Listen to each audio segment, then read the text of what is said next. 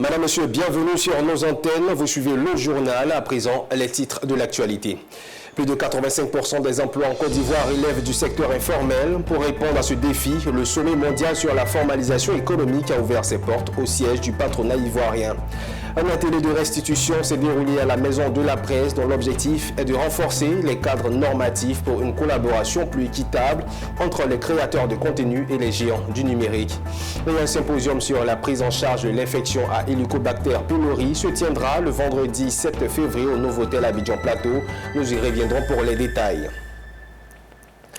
C'est une problématique qui touche la plupart des économies africaines, l'informalité. Plus de 85% des emplois en Côte d'Ivoire relèvent du secteur informel, représentant près de 30% du PIB national. Pour répondre à ce défi, le sommet mondial sur la formalisation économique a ouvert ses portes ce mercredi au siège du patronat ivoirien, réunissant experts, organisations internationales et décideurs pour poser les bases d'une prospérité inclusive. Le point avec Ondina Norgo et Doumbia Ayuba. Le secteur informel est un véritable défi pour les États. En Côte d'Ivoire, ce secteur représente 8 emplois sur 10. Ce sommet mondial sur la formalisation économique organisé au siège du patronat ivoirien du 5 au 6 février 2025 se veut une plateforme de réflexion et d'action en vue d'une meilleure migration vers le secteur formel. Selon Ahmed Cissé, président de la Confédération générale des entreprises de Côte d'Ivoire, CGECI, cette transition permettra aux entreprises d'accéder à de nouvelles opportunités. En ce qui concerne les entreprises, cette migration est également bénéfique pour un meilleur accès au crédit, aux marchés publics et aux autres facteurs productifs. Elle réduit les risques de corruption et assure un meilleur respect des contrats commerciaux. La transition vers l'économie formelle est un défi, mais elle est essentielle pour bâtir des économies inclusives et durables. L'Organisation internationale du travail plaide pour une approche centrée sur l'humain et la pensée systémique, améliorant la productivité et créant un environnement favorable aux entreprises durables. Cette rencontre a été initiée par l'Organisation internationale des employeurs qui espère réussir le chantier de la transition du secteur informel vers le formel. Et pour réussir le pari, la présidente de l'EIE, Jacqueline Mougo, plaide pour une approche axée sur la synergie d'action.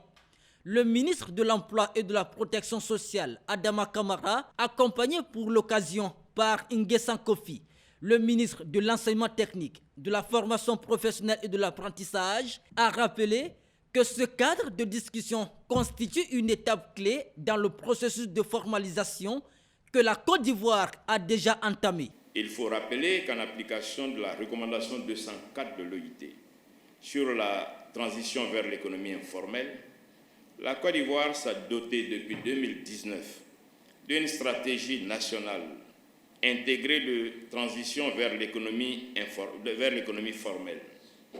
Cet important et puissant outil de gouvernance qui entame sa phase de déploiement à échelle dès cette année 2025, après la phase pilote ciblant les acteurs du vivrier marchand et les artisans, vise à faciliter la transition progressive de l'économie ivoirienne vers une économie formelle.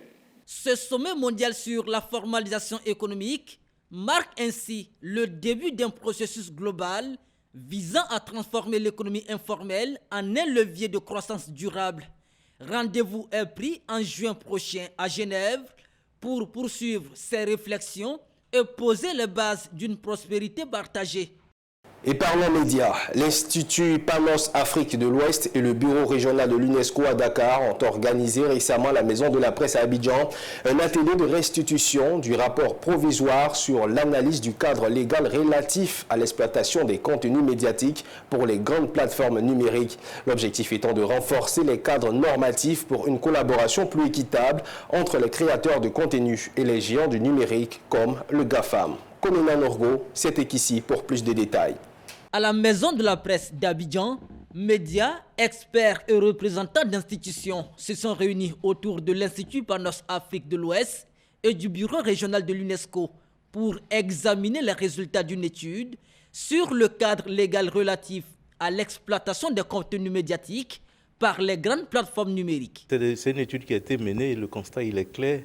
Vous avez des contenus médiatiques qui sont repris par ces plateformes numériques, par ces plateformes en ligne, communément appelées les GAFAM, Google, Apple, pour ne pas les citer, et autres, qui reprennent ces contenus sans que les titulaires de droit ou ayant droit aient une rémunération, sans aucune rémunération. Donc le phénomène il est réel, il a été bien mené, l'étude a été bien menée et c'est ce que nous avons découvert au terme de cette étude. Cette étude vise à proposer des réformes adaptées pour renforcer la viabilité économique des médias locaux face aux pratiques commerciales des GAFAM.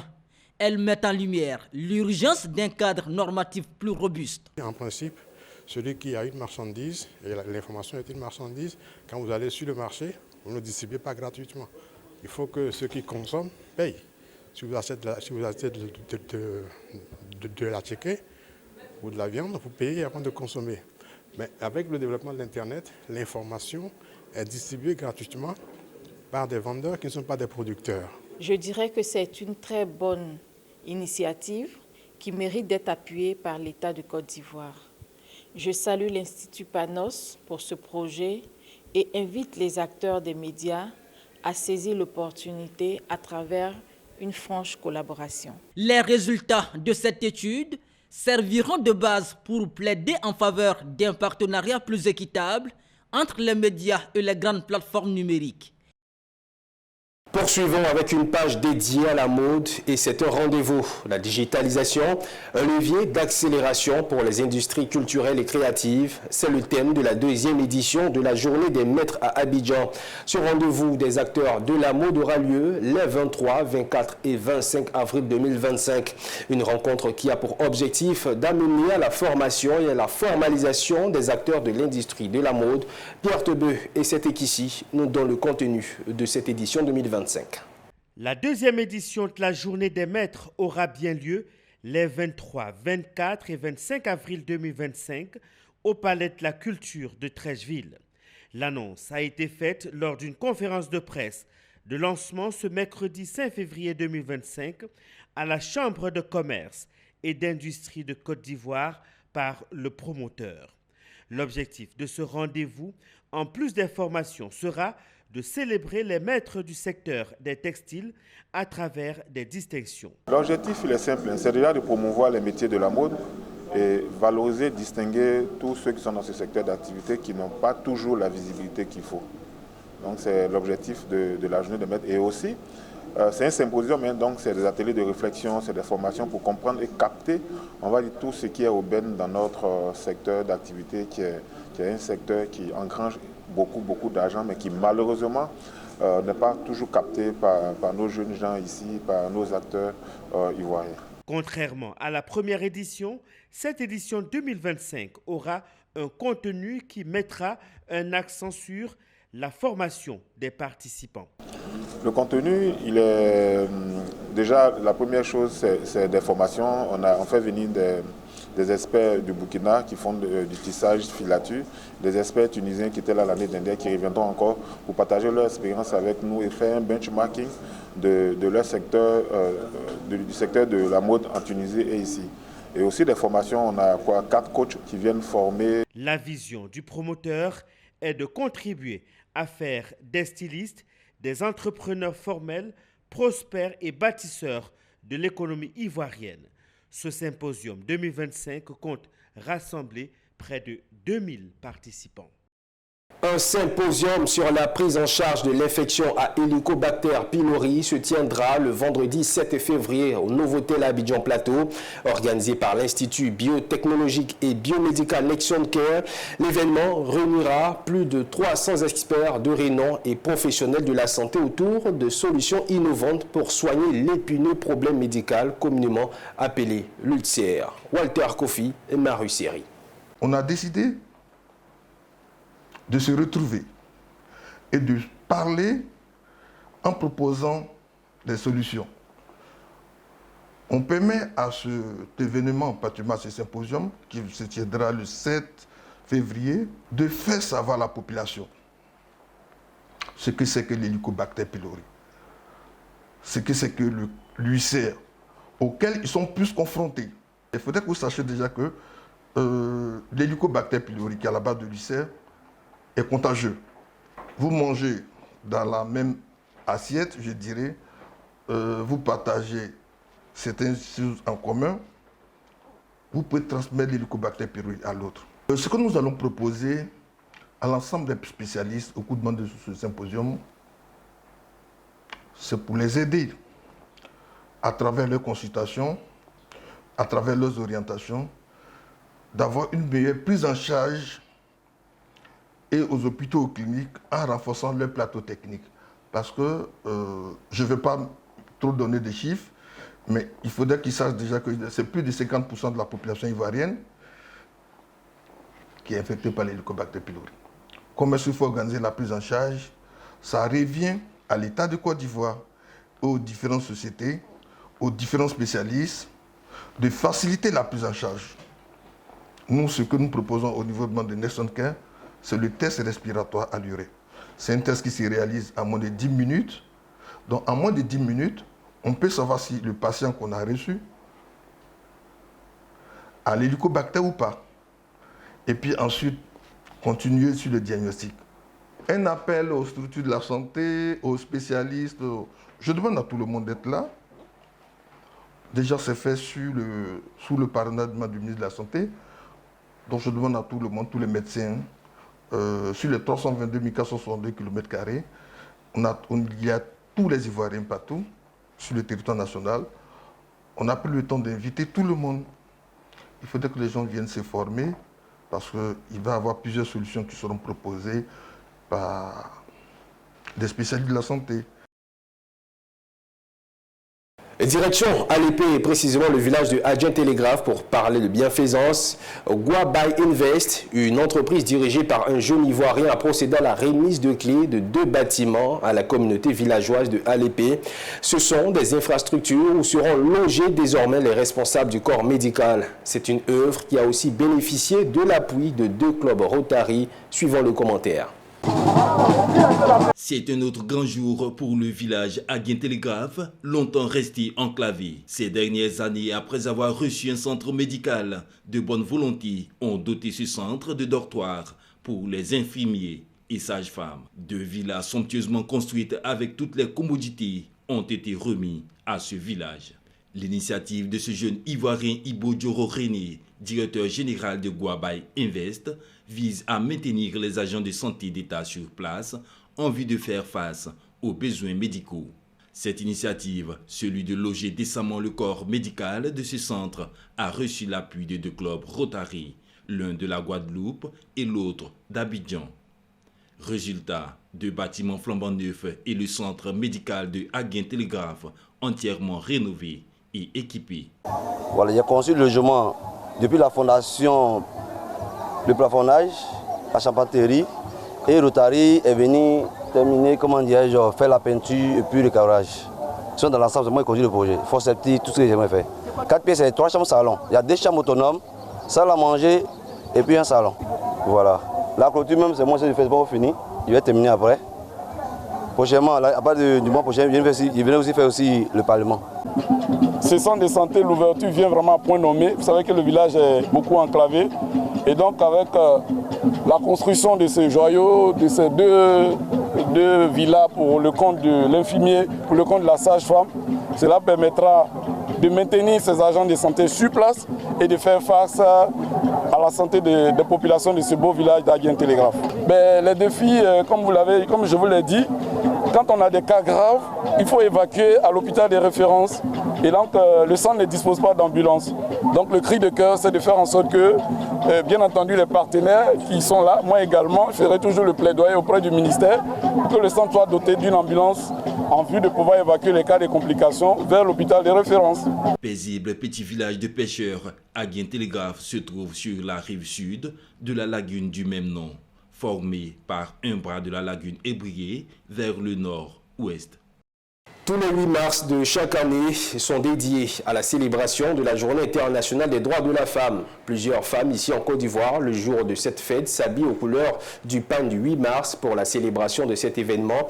Et en prélude à cette date, le ministre d'État de l'Agriculture, Kobenan Kwasi Adjumani, et le général Dapierre, directeur général des douanes, tous deux, fils et cadres du Gontougo, ont offert gracieusement des pagnes pour la commémoration de cet événement à plusieurs associations et groupements de femmes de Bontoukou. Anissé Kouadio. Le 8 mars prochain, le monde entier va célébrer la Journée internationale des droits de la femme. Les femmes de Bontoukou ne sont pas en marge de cet événement. Elles préparent activement cette date qui leur est dédiée. Madame Banessa Ratidji, à la tête d'une importante délégation, a procédé à la distribution de pagnes aux couleurs du 8 mars à une première vague de femmes de Bontoukou. Ces différents pagnes aux couleurs du 8 mars qui sont distribués gracieusement par Madame Banessa Ratidji sont des dons du ministre d'État de l'Agriculture, Kobenan Kwasi Adjumani, coordonnateur principal du RHDP de la région du Gontougo, et de son adjoint, le général Dapierre, qui ont tenu à honorer toutes ces femmes-là pour leur permettre de célébrer cette journée qui leur est dédiée.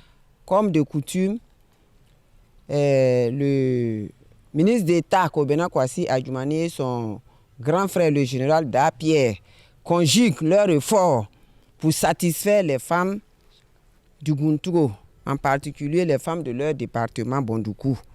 Et chaque 8 mars, les femmes reçoivent des pagnes à cet effet pour célébrer la fête.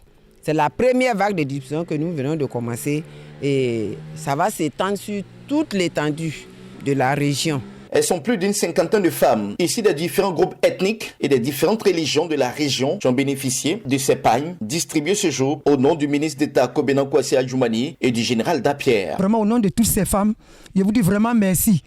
Que le Seigneur vous protège, qu'il vous aide, afin que vous puissiez nous aider à chaque fois. Et vraiment, merci beaucoup. Cette cérémonie de distribution s'est déroulée en présence de leaders communautaires. Après cette étape, de Bontoukou, Banessa Ratidji et l'ensemble des femmes leaders qui l'accompagnent ont pour objectif de sillonner toute la région du Gontougo afin de remettre gracieusement à d'autres femmes des différents départements des pagnes aux couleurs du 8 mars au nom du ministre d'État de l'Agriculture et du directeur général des douanes, tous deux fils et cadres du Gontougo. Et dans le Béquet, le conseil régional a marqué sa présence à l'ouverture de l'agence d'une institution financière. Pour l'institution décentralisée, la représentation d'un établissement financier entre dans la dynamique de la transformation économique de toute la région. La coupure du ruban de cette nouvelle agence s'est effectuée sous le regard de notre reporter Emmanuel Bonzo. L'ouverture de cette agence bancaire représente un symbole de partenariat avec les opérateurs locaux pour le développement économique du Béquet. C'est donc à juste titre que le conseil régional espère en cette institution bancaire en termes d'accompagnement des programmes d'investissement et de transformation de la région. L'arrivée de Bridge Bank à Boaké, pour nous, c'est une opportunité. Aujourd'hui, ça va permettre aux opérateurs de développer leurs activités. Et donc, cette démarche de s'installer à l'intérieur du pays, je pense que c'est à saluer et c'est à encourager. Faire de notre nouvelle agence un véritable partenaire au quotidien pour les institutions publiques, les grandes entreprises, mais aussi et surtout pour les PME et les particuliers. Cette nouvelle agence est une opportunité pour la vision de développement du conseil régional de Béquet. Les responsables de la banque ont donc pris l'engagement d'être aux côtés des autorités régionales en offrant des produits adaptés aux besoins des populations. La municipalité de Mans, dirigée par Aboubakar Fofana, fait de l'autonomisation de la femme l'une de ses priorités. Après plusieurs actions menées en faveur de la jeune féminine, le premier magistrat de Mans vient d'octroyer la somme de 112 millions de francs CFA à 56 groupements féminins de sa commune. Le point avec Théodore Kanga. Le samedi 1er février 2025 restera à jamais gravé en la mémoire collective des différentes associations féminines de la commune de Mans. Ce jour-là a été marqué par la remise de 112 millions de francs CFA à 56 groupements féminins issus de Mans. Un geste du maire Aboubakar Fofana qui va à coup sûr booster l'autonomisation des femmes de sa commune. Aboubakar Fofana s'est félicité d'avoir honoré une de ses promesses de campagne. C'est un programme que nous avions annoncé pendant notre campagne. Il s'agit donc de notre volonté d'accompagner, d'appuyer les mamans, les femmes de Mans dans l'objectif de leur autonomisation. Il s'agit donc de financer des activités génératrices de revenus pour que nos mamans puissent se prendre en charge et aussi aider donc les différentes familles de mamans. Madame Sarah Sako Fadiga, première vice-présidente du Sénat, représentant la ministre Kandia Kamara, marraine de la cérémonie, a salué l'initiative du maire. Par ailleurs, elle a invité les bénéficiaires à un bon usage des fonds mis à leur disposition.